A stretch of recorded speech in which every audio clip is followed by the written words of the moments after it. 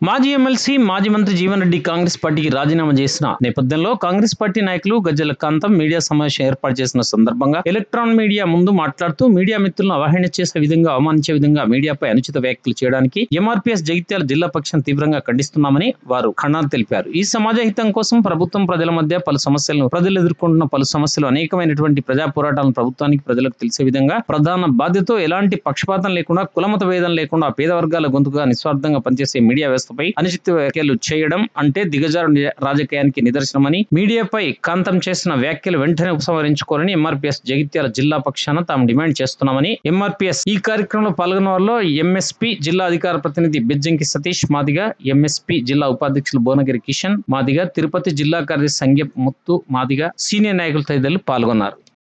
ఏదైతే గజ్జల కాంతయ్య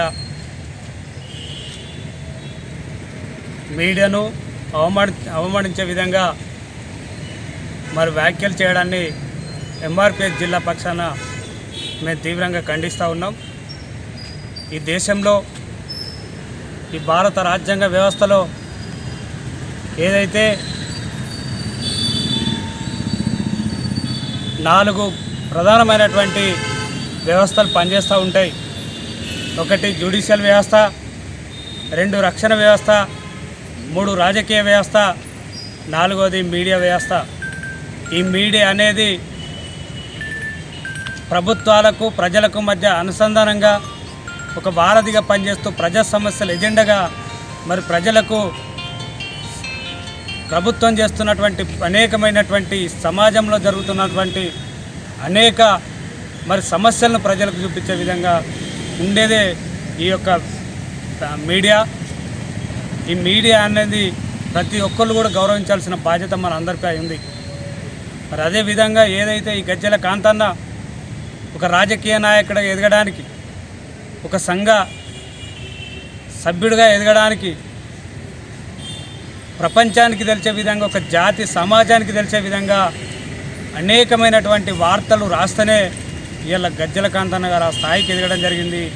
మనం ఎవరైనా ఈ సమాజంలో ప్రతి పౌరుణ్ణి మనం గౌరవించాల్సిన బాధ్యత ఉంది.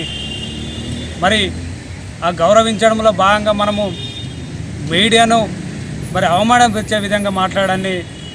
మీరు ఇప్పటికైనా మరి మీడియా వారికి క్షమాపణ చెప్పి మరి మన సమాజానికి అండగా నిలబడాలని మరి గజ్జల కాంతన్నని మేము కోరుతూ ఉన్నాం.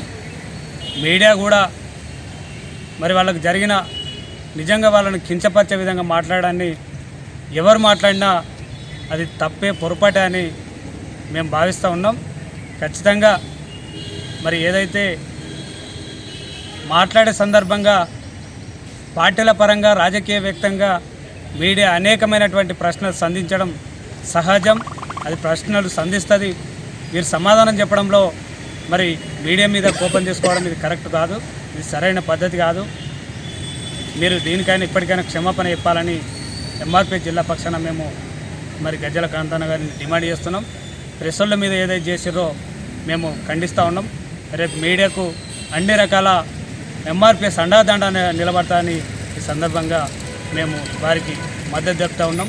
జై మాదిగా, జై మందకృష్ణ. జగిత్యాల జిల్లా ఎంఆర్పీఎస్ జిల్లా కమిటీ ఆధ్వర్యంలో ఈరోజు ప్రెస్ మీట్ పెట్టడం జరిగింది. ఈ సమాజానికి ముందు పడుకున్నాక లేచిన తర్వాత ఫస్ట్ చూసేది వార్త. ఆ వార్త రాసేవారే ఈ సమాజాన్ని నిద్రలేపినట్టు, సమాజంలో, ఈ దేశంలో కానీ ప్రపంచంలో నలుమూలలో కానీ ఎక్కడ ఏం జరుగుతుందనే విషయాన్ని చూపించేది వార్త పాత్రికేయులు.